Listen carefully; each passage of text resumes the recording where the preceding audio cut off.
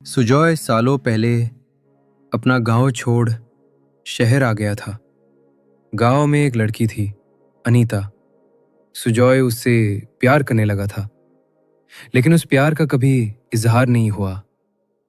अनीता के पिताजी किसान थे। रविवार के दिन जब स्कूल की छुट्टी रहती, तब अनीता खेत में पिताजी को खाना देने जाया करती थी, लेकिन बदले में पिताजी से 10 रुपए खाना पहुंचाने के किराए के रूप में लेती थी। सुजॉय के पिताजी के करियाने की दुकान थी, जो अनीता के खेत के रास्ते में पड़ती थी। सुजॉय अपने पिताजी का हाथ बटाने के लिए कभी कभी दुकान संभालने आता था। एक दिन जब सुजॉय दुकान संभाल रहा था, अनीता दुकान में आती है।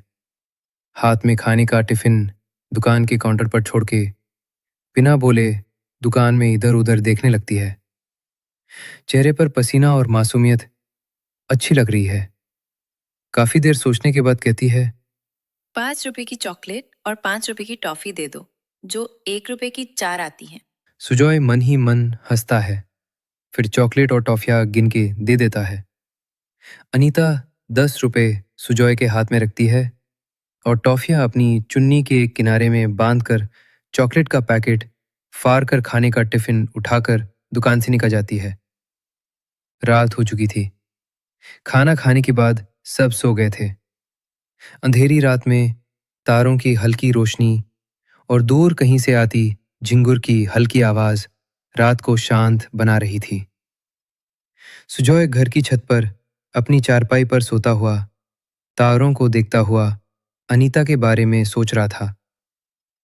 वो अनीता से प्यार करने लगा था। देर रात तक उसने पक्का सोच लिया कि अगली बार वो उसे सब कुछ कह देगा। जैसे तैसे दिन बीते, अगला रविवार आया।